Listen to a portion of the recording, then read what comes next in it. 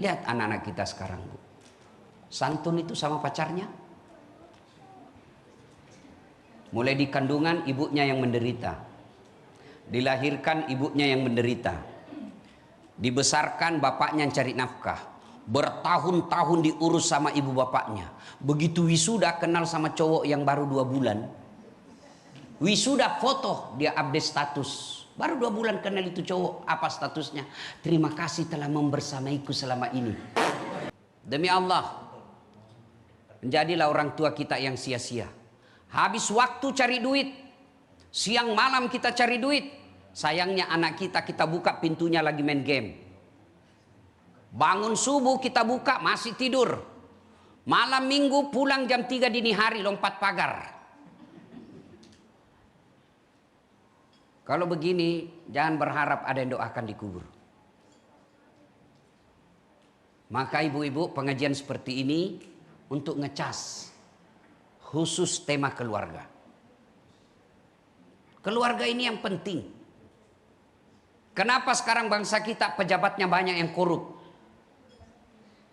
Salah satu sebabnya orang tua gagal mendidik anaknya. Kalau anaknya soleh dan soleha, anaknya taat agama, jadi pejabat, insya Allah jadi pejabat yang baik. Tapi sayang 1000 sayang, orang tua kita bangga kalau anaknya pandai bahasa Inggris. Apa hebatnya kalau pandai bahasa Inggris tidak tahu sholat? Saya tidak perlu pandai bahasa apapun ke luar negeri. Tidak ada, saya tahu bahasa Spanyol, tidak penting. Bahasa Belanda saya tidak penting. Kenapa? Ada sekarang terjemahan Google. Saya mau cari makanan halal. Apa hebatnya kalau pandai bahasa Inggris? Masih kecil pandai bahasa Inggris. Apa hebatnya? Banyak yang pandai bahasa Inggris. Masa sih Ustaz? Bapak Ibu ke Inggris, anak-anak di sana bahasa Inggris semua. Memangnya kalau anak kita pandai bahasa Jepang, dia berdoa pakai bahasa Jepang? Dia berdoa pakai bahasa Inggris? Enggak. Maka yang baik anaknya, meskipun rumahnya sederhana, tapi 5 waktu berada di masjid. Malam Jumat dia buka kamar anaknya masih baca Yasin anaknya dalam. Harapan itu, Bu. Tapi kalau anak cucumu tidak pernah kau lihat pegang Quran, siapa yang doakan ketika sakaratul maut? Dan percaya menunggu di kubur, bukan menunggu 1 tahun, tidak balik-balik lagi. Dan pada saat itu doa anaklah yang kita harapkan. Suatu kali Nabi melewati pemakaman. Ketika melewati pemakaman, Nabi bersabda, langkahkan kakimu dengan cepat. Seluruh sahabat mempercepat langkahnya. Selesailah Nabi di situ. Balik lagi dengan rute yang sama. Ketika melewati pemakaman, sahabat ingin mempercepat langkahnya. Nabi katakan, tidak usah. Santai saja, tidak usah buru-buru. Kata Nabi, ya Rasulullah, tadi pergi kami disuruh buru-buru. Pulang kok tidak, ada apa ya Rasul? Nabi bersabda, andai saja kau diberi telinga seperti pendengaranku, kau betapa dengar ini orang dalam kubur disiksa dia. Saya tidak tega dan tidak tahan mendengarkan dia disiksa di alam kubur. Maka aku ingin cepat-cepat pergi supaya saya tidak dengar siksaannya. Kenapa pulang tidak lagi ya Rasul? Saya dengar Allah perintahkan malaikat penjaga kubur. Wahai malaikatku, hentikan siksaanmu kepada orang tua itu. Tidak mungkin orang tua itu aku siksa sementara anaknya di dunia sekarang lagi membaca basmalah. Bismillahirrahmanirrahim. Dengan nama Allah Maha Pengasih Maha Penyayang. Dia sebut, anaknya sebut saya pengasih penyayang. Masa orang tuanya saya siksa di kuburnya? Itu baru baca basmalah, Bu. Bagaimana anak yang hafal Quran? Bagaimana anak kita yang tiap sholat dia sujud bacakan Fatihah orang tuanya? Tapi ibu-ibu, seperti ini sudah mulai hilang. Lihat anak-anak kita sekarang, Bu. Santun itu sama pacarnya. Mulai di kandungan ibunya yang menderita. Dilahirkan ibunya yang menderita. Dibesarkan bapaknya yang cari nafkah. Bertahun-tahun diurus sama ibu bapaknya. Begitu wisuda kenal sama cowok yang baru 2 bulan. Wisuda foto dia update status. Baru 2 bulan kenal itu cowok. Apa statusnya? Terima kasih telah membersamaiku selama ini. Inilah realitas anak-anak kita, Pak. Dan kalau begitu anak kita, Bu, percaya, Bu, rugi kita punya anak. Nah sekarang, bagaimana supaya punya anak yang soleh dan soleha? Satu, jangan kasih makan uang haram. Jangan kasih makan uang haram. Tidak ada orang melahirkan anaknya di Indonesia mati kelaparan. Kalaupun ada, pasti itu orang tidak bersosialisasi. Mungkin tinggal di rumahnya tidak keluar-keluar.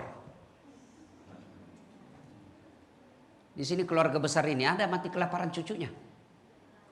Ada? Tidak ada, Bu. Tidak mungkin Allah yang maha pengasih, maha penyayang mengeluarkan manusia dari perut ibunya tanpa setelah disertai dengan rezekinya. Sayang kita orang tua, Pak, terlalu risau perutnya anak. Tidak usah risau perut anak, itu Allah yang sudah jamin. Ibu masih kecil kan, kita masa kecil ada lagu itu, cicak-cicak di dinding. Apa dia makan cicak, Dek? Nyamuk. Masuk akal enggak? Enggak masuk akal toh. Cicak cuma di dinding, nyamuk terbang. Gimana ketemunya? Enggak punya bandara. Iya toh? Kapal terbang, kita bisa ketemu di bandara. Tapi ini nyamuk, cicak enggak ada bandaranya. Kok bisa ketemu? Allah yang ngatur rezekinya itu cicak. Cicak-cicak di dinding, diam-diam merayap. Datang seekor nyamuk. Nyamuk yang datang. Tidak dibilang cicak lompat ke nyamuk. Iya kan? Maka Bapak Ibu, pengajian ini pulang jangan cemaskan perutnya anakmu, cemaskan agamanya. Maka ibu-ibu sayang kita berhasil digoda setan. Jangan cemaskan isi perut anak kita. Jangan cemaskan otaknya anak kita, cemaskan akhlaknya. Lihat anak-anak kita sekarang, Bu. Zaman dulu saya kecil, kita masih tahu tabek-tabek kalau orang Sulawesi. Lewat depan orang tua tabek-tabek. Hah? Anak-anak sekarang mau diinjak-injak itu bapaknya kalau dia lewat. Zaman saya kecil mau makan tidak bisa kita makan kalau orang tua belum makan. Meskipun sudah lapar. Apa kata mak kita? Tidak boleh kau kasih bekas-bekas tanganmu bapakmu. Itu dulu. Sekarang Bu dia makan tinggal matanya disimpankan bapaknya. Makanya anak-anak kita sekarang cerdas tapi tidak mau mendengar. Untuk apa dia cerdas kalau dia lawan kita, Bu? Untuk apa dia cerdas kalau tidak mau mendengar? Maka tip pertama, jangan kasih makan uang haram anak kita. Maka istri yang baik, begitu datang suaminya bawa duit, pertanyaan pertama, Bang halal tidak nih? Apalagi kalau suamimu penegak hukum, hati-hati. Bang, biasanya gajimu cuma 7 juta. Ini kok 7 juta 500. Dari mana ini 500? Halal tidak? Halal, Bu. Alhamdulillah, mau masuk. Enggak jelas itu, Bu. Saya enggak mau. 500 ribu kasih keluar. Saya tidak mau anak saya makan uang haram. Itu baru istri yang soleha. Bisa, Bu? Bu, bisa? 500 ribu bisa. 50 juta. Kali 50 juta. Ya. 2. Supaya anak kita soleh dan soleha, jangan berikan contoh yang kasar. Jangan berikan contoh yang tidak baik. Kadang-kala saya heran lihat bapak-bapak. Tidak mau kalau anaknya merokok. Baru dia merokok depan anaknya. Gimana ceritanya? Awas kalau saya dapat kau merokok, saya tempeleng kamu ya. 10 menit kemudian, nak kau pergi beli rokok. Pret. Kalau ada yang bilang rokok baik, suruh anak merokok di depan kita. Tolong dengar baik-baik ini bapak-bapak yang perokok. Saya bermazhab haram. Kalau ada ulama mengatakan makruh pasti karena dia juga merokok. Apa faedah itu rokok? Saya tidak bisa saya berpikir kalau tidak merokok. Bohong. Buktinya Ramadan bapak bisa berpikir tidak merokok siang hari. Kenapa? Karena ada motivasi di situ haram. Kalau ada yang bilang merokok baik, besok pulang ini panggil anak atau cucu yang usia SMP, nak kau pergi beli rokok 2 bungkus, 1 untuk kamu, 1 untuk saya. Pasti bapak tidak mau. Kenapa? Karena bapak yakin itu tidak baik. Jangan harap anak kita santun ngomong kalau suami istri kita bertengkar kasar. Betapa lukanya perasaan anak Ibunya dimaki-maki di depan anaknya. Memang kau istri goblok, boros, dilihat sama anak gadisnya. Bagaimana perasaan anak? Boleh bertengkar, boleh, tapi jangan di depan anak. Kalau menghendaki anak yang santun, sopan, orang tua dulu yang kasih contoh. Tak heran sama anak tetangga kita santun. Anak kita sendiri kasar. Kalau ketemu anak tetangga, piye kabare nak? Api-api, ji. Sama ya, bagaimana kabarmu? Wah. Jangan kasih contoh yang tidak baik. Yang ketiga, supaya anak kita soleh dan solehah, kasih nama-nama yang baik. Nama-nama yang baik, nama selebriti, bukan. Nama-nama yang baik, nama artis, bukan. Nama-nama yang baik itu nama yang ada doa di dalamnya. Mutmainnah, jiwa yang tenang. Aisyah, istri Nabi. Naurah, bunga. Kasih nama yang baik.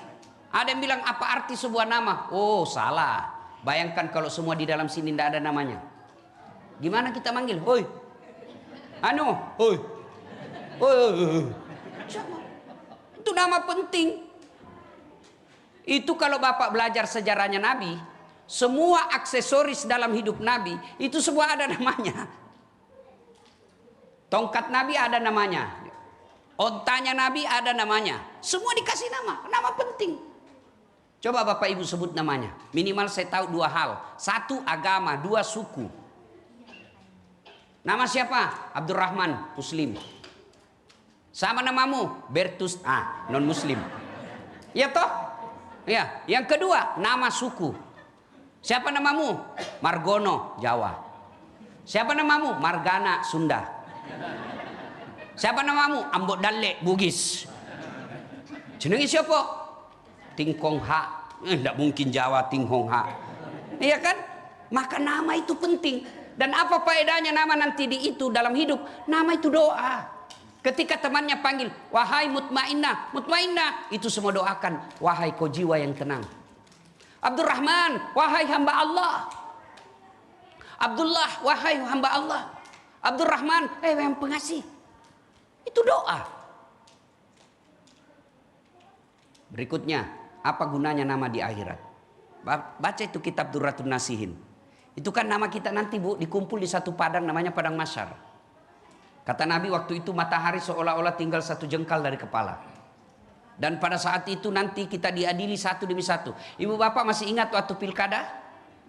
Pilpres, pilcaleg. Kan ngantri kita tuh padahal satu TPS 300 orang. Ngantri dari jam 8 kadang siang baru selesai. 300. Itu pun TPS-nya ada 8 TPS. Itu pun ada tendanya, itu pun ada AC-nya, ada musiknya, ada konsumsi. Menunggu sampai siang kita menderita. Gimana di padang mahsyar kelak? Dari Adam sampai kiamat, berapa triliun manusia? Dan TPS-nya bukan 9, bukan 10, satu. Satu aja. Kenapa? Hanya satu Maha Pengadil Allah. Dipanggil kita satu-satu. Siapa dulu yang dipanggil? Itulah fungsi nama-nama Islam. Abdurrahman, Abdul Jabbar, Mutmainnah, Aisyah, Fatimah, Das'at Latif, Tuti, Tini, Ning, Ningsi, Edi, Jono, di belakang semua. Ini bukan bercanda Pak, ini serius. Ya.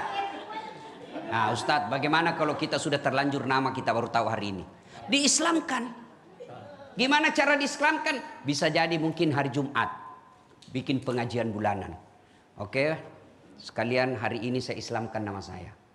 Nama saya tadinya Joni. Nah, hari ini saya islamkan menjadi Muhammad Abdul Joni. Boleh Pak. Masih ingat Pak Harto? Masih ingat Pak Harto? Waktu belum haji kan namanya di media, bapak-bapak kan itu TVRI, penganut TVRI kita ini kan? Ya kan? Iya betul. Penganut medsos kita Facebook. Kalau usia-usia seperti saya ini kan Facebook. Kalau yang begini-begini TikTok. Ya kan? Nah, itu waktu Pak Harto di TVRI sebelum haji, selalu ke Presiden Soeharto. Setelah Islam, setelah dia haji balik, diislamkan namanya oleh Raja Fat waktu itu, ditambah menjadi Muhammad Soeharto. Ibu Tin ditambah Siti Hartini. Itu nama penting. Kalau ndak ibu bapak dia ndak diislamkan, menunggu bapak nanti sampai kering. Maka islamkan. Nama penting. Nah, yang berikutnya supaya anak kita soleh dan soleha, ibu punya peran memperhatikan medsosnya. Zaman saya bu belum ada medsos. Orang tua saya sangat hati-hati lihat pergaulan saya. Ibu kasih anak kita masih belasan tahun sudah dikasih handphone smartphone. Bahaya enggak? Bahaya. Siapa bilang? Hasil penelitian Australia. Tahun lalu itu ada di share. Pemerintahan Australia melarang anak di bawah 16 tahun punya medsos. Itu jelas tidak berketuhanan yang Maha Esa. Tidak percaya Pancasila. Agamanya tidak jelas. Tapi dia percaya media sosial merusak anak-anak mereka. Nah, lihat anak-anak kita sekarang, Pak. Boleh pakai handphone, boleh.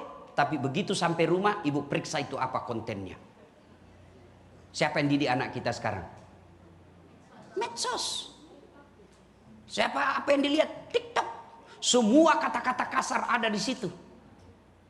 Semua kata-kata memaki ada di situ. Gambar-gambar tidak senonoh ada semua di situ. Kalau ibu bilang, itu kan bisa diblokir. Mereka tahu ada aplikasi yang bisa membuka blokir itu. Coba lihat anak-anak kita sekarang, Bu. Kita usia 14 tahun masih main kelereng. 14 tahun kita masih makin layang-layang. Sekarang 14 tahun anak-anak sudah jadi pembunuh dan pemerkosa. Lihat itu medsos. 14 tahun dia bunuh temannya pakai gunting. 13 tahun sudah hamil. Dan demi Allah orang tua seperti ini percaya tidak akan tenang hidupnya. Anak ini penting. Maka pengajian seperti ini mestinya anak kita dibawa dengar dakwah. Saya ini Bu tidak pernah pondok pesantren. Tidak pernah sekolah agama secara khusus. Dari mana saya belajar agama? Bapak saya kalau sudah sholat subuh dia putar ceramahnya Zainuddin MZ.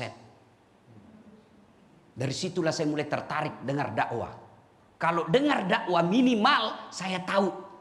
Orang kalau dengar informasi itu Bu 3 sasarannya. 1 dari tidak tahu menjadi tahu. Bagaimana ciri-cirinya?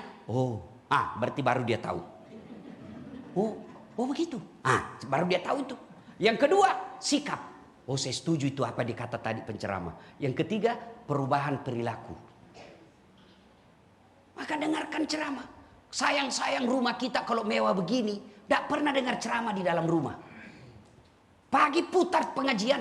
Mau tidur jam tidur itu paling enak itu otak menurut psikolog. Itu otak kita gampang merekam ketika mau tidur. Maka ketika mau tidur putar pengajian. Dan saya suka Pak. Setiap saya ketemu emak-emak, bapak-bapak, ustadz, saya suka ceramahmu ustadz. Setiap saya mau tidur, saya selalu putar ceramahmu. Alhamdulillah ceramah saya menjadi pengantar tidur.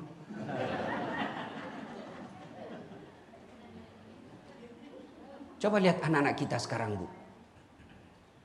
Renungkan baik-baik, masukkan dalam hati, renungkan hati kita. Di mana dia belajar agama? Ibu tidak sekolahkan sekolah agama.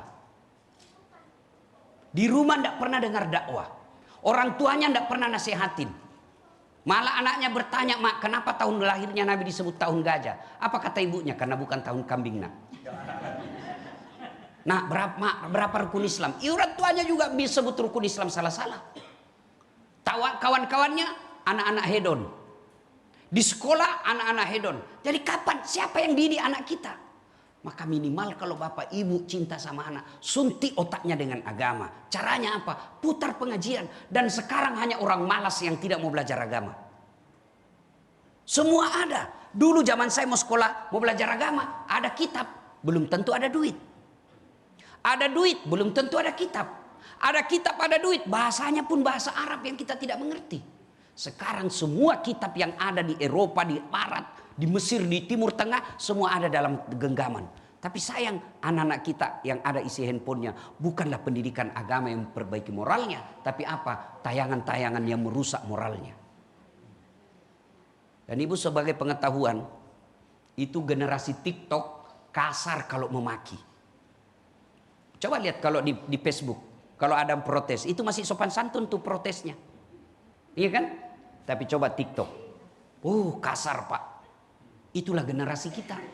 Siapa yang salah? Orang tua. Ayo didik anak kita. Demi Allah, anak yang akan mendoakan ketika kita wafat. Tapi sayang, seribu sayang, ketika anak kita lihat ketika dia pergi ziarah kubur ke neneknya hari Lebaran, dia doa tidak, update status. OTW ziarah kubur. Sampai di kubur dia tidak doakan itu. Dia foto lagi, goodbye grandmother. Dan kalau itu kita biarkan, maka itulah gambaran masa depan kita di kubur kelak. Ibu mau tahu masa depan ibu di kubur, bapak-bapak, lihat anaknya sekarang. Apa tidak bangga ibu ketika anak kita senja, 4 anaknya mereka musyawarah.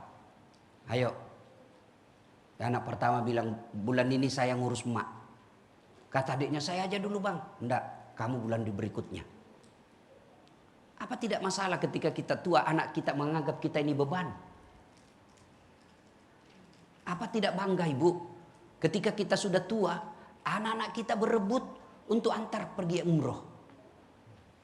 Kita pensiun, mereka anak-anak kita tidak kaya. Tapi apa kata anak-anaknya? Setiap satu anak 500.000 tiap bulan untuk orang tua kita. 5 anaknya 2.500.000 dari anaknya, itu berkah. Ketika kita sudah masuk di kubur, anak bikinkan kita masjid atas nama ibunya. Ketika kita sudah wafat, anak bikinkan masjid untuk bapaknya. Setiap 5 waktu di masjid itu dikirimkan Fatihah untuk orang tuanya. Apa kita tidak berharap begitu? Demi Allah, kejayaan di dunia ini pasti ditinggal. Renungan buat kita yang sudah usia 60 tahun ke atas. Jangan lagi berpikir saya masih 5 tahun. Masih 10 tahun. Itu bisikan setan. Sekarang yang 60. Bapak masih yakin dikasih 20 tahun? Sudah hebat sekali. Lama itu 20 tahun. Tidak. 4 kali aja pilpres. Dan pada saat masuk kubur, anak itulah yang kita butuhkan. Doa-doanya. Nah, Ustadz, bagaimana kita yang tidak punya anak? Bagaimana kita yang sudah terlanjur anak kita susah dinasehati? Wala tai'asu min rauhillah. Jangan berputus asa. Saya mau punya anak penghafal Quran, Ustadz. Anak kita mau penghafal Quran sudah 40 tahun umurnya, susah. Gimana caranya? Biayai anak hafal Quran di pesantren. Sama hukumnya anak kandung. Jadi ibu-ibu yang ada hartanya, kalau ibu meninggal siapa yang pakai itu harta emas ibu? Mas berlian, siapa pakai ibu? Anak. Istri kedua bu. Kawin lagi suaminya ibu. Dia cabutin cincin ini. Cincin nikah kita dulu ibu. Tidak mau keluar dikasih sabun ibu. Dia ambil lagi kita gelang. Ini dulu waktu usia pernikahan kita. Ini waktu saya ajak kau umroh, saya belikan kau emas Dubai. Terakhir gigi palsumu juga dicabut. Dibungkuslah dia sapu tangan yang terindah. Simpan di laci. Sayang, jangan cepat kau tinggalkan aku. 3 bulan kemudian dia pergi reuni teman SMA-nya. Ketemu temannya, cinta lama bersemi kembali. Temannya sudah janda. Dia ambillah itu emas-emas yang sudah dia bungkus. Dia ambil dengan senang hati. Dia bawa ke janda. Dek, ini emas sudah mati yang punya. Dia tidak bilang lagi wafat. Dia bilang lagi kau mati. Ini sudah mati yang punya. Pakai saja. Daripada itu emas berlian, dia pakai istri kedua. Mending ibu kirim ke panti asuhan. Kirim ke anak yatim piatu hafal Quran. Dia jadi ulama. Selama dia jadi ulama, selama itu orang yang kasih nafkah mendapat pahala seperti pahalanya ulama itu. Jangan terlalu pelit bu. Kirimkan sedekah. Dan tidak ada orang bangkrut gara-gara sedekah. Bagi ibu-ibu maafkan saya. Bagi istri-istri orang kaya, tidak usah pakai yang asli bu. Yang palsu aja. Kenapa? Biar ibu pakai palsu, orang tidak percaya. Pasti masa presiden direkturnya JNE masa pakai palsu? Nggak mungkin lah itu. Bu, Ibu pakai yang palsu, aslinya kirim ke anak yatim. Itu yang disebut pandai menyikapi harta. Ibu-ibu yang miskin, nggak usah juga pakai yang asli. Kenapa? Orang juga nggak percaya. Ah, dia mana mau dia dapat? Palsu aja itu. Lebih baik ibu pakai palsu, yang asli kirim ke panti asuhan. Ya, rajin-rajin sedekah tolak bala. Ibu-ibu, Pak, Bapak punya anak nakal, sedekah dengan tolak bala. Siapa yang mau dipanjangkan umurnya, dimurahkan rezekinya, dan tertolak dari bencana, kata Nabi, satu diantaranya dengan sedekah. Bersedekah. Ibu punya anak, waduh saya takut dia di narkoba. Ibu bangun sholat hajat namanya tengah malam. Sudah itu ibu niat, ya Allah, ada duit saya ini nih, 20 juta. Saya tolak bala agar anak saya tidak kena narkoba. Itu namanya tolak bala. Begitu juga suami ibu, kalau dia mulai macam-macam, tolak bala dengan sedekah. Nggak usah kau periksa HP-nya. Untuk apa periksa HP? HP-nya kau periksa, dia kasih kau HP. 1 dia kasih, 2 masih ada di mobil. Kenapa kau tahu Ustadz? Saya pelakunya. Itu apa? Oh, periksa HP, ambil ini HP. Masih ada, kita simpan 1. Tapi kalau Allah yang jaga suami, maka Allah yang akan melindunginya. Caranya apa? Sedekah. Jangan terlalu pelit, Bu. Jangan bilang, suami saya sudah sedekah. Apalagi kalau suaminya sedekah sembunyi-sembunyi, karena takut sama istrinya. Ibu ndak dapat itu nanti. Maka hari Jumat, Bu, biasakan, Bang. Jumat di mana nanti, Bang? Sini, ini saya titip ya, 200.000 untuk Jumat. Ibu-ibu masak pagi, ada masjid yang ibu tahu, bikinlah makanan. Nasi bungkus kayak itu, nasi kuning kayak itu. Gado-gado, bawa 10 bungkus, bawa ke masjid, tulis 1 imam, 2 khatib, 3 muadzin. Bayangkan kalau yang baca khatib, yang makan itu muadzin, yang makan itu penceramah, berkah. Termasuk tolak bala itu acara seperti ini. Rumah mewah bawa pengajian. Jadikan kebiasaan tiap malam, setiap sebulan sekali, panggil anak yatim datang ke rumah kita baca Al-Kahfi, baca surah Yasin. Berdoa karena doa-doa anak yatim itu makbul. Dan hebatnya anak yatim kalau diundang ke rumah begini, takjub dia, Pak. Takjub dengan ustadznya. Subhanallah. Dia memuji Allah, Pak. Masya Allah. Wow. Itu kalau orang miskin diundang anak yatim. Tapi kalau orang kaya Bapak undang, datang mencela. Gordennya ndak serasi. Itu diundang makan masih dia celah kita itu orang kaya. Daripada ngundang orang kaya, mending anak yatim piatu datang ke rumah. Tolak bala. Bapak ibu saudara-saudara sekalian, pada akhirnya ketika masuk dalam kubur, semua akan putus. Kecuali 3 perkara. 1, anak yang soleh dan soleha. 2, sedekah jariah. 3, ilmu yang bermanfaat. Angka ketiga ini, ilmu yang bermanfaat, dapat ceramah-ceramahnya Ustadz Das'ad. Jangan lupa sebar di grup, like and share. Itulah menjadi amal jariah. Bapak-bapak, istri di rumah halal atau haram? Bukan selingkuh ya. Istri di rumah halal atau haram? Halal. Jam 12 rian Ramadan? Bukan haram, tahan dulu. Asan pi boleh kau pakai buka.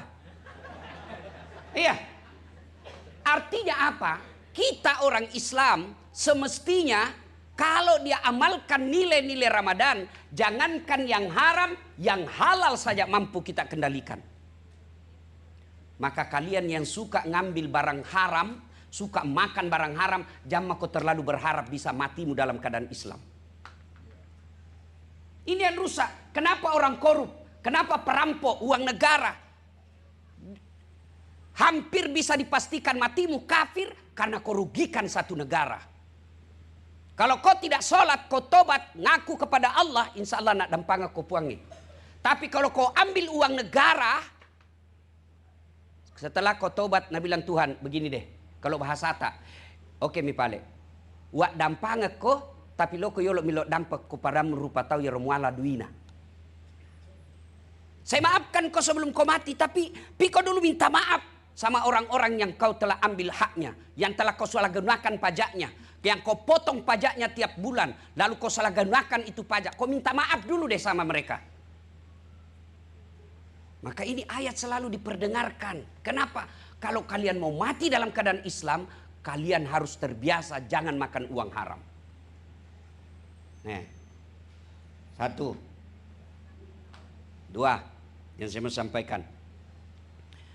Kemarin kan saya ini bolak-balik ke Jakarta 2 hari ini. Nabi sikap Pak Topan tadi hebat no pisikmu Pak Ustadz di.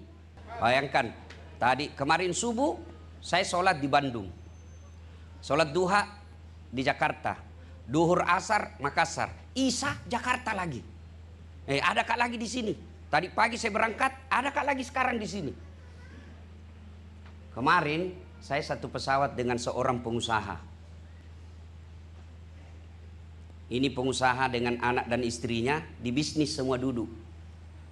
Ibunya di belakang kelas ekonomi.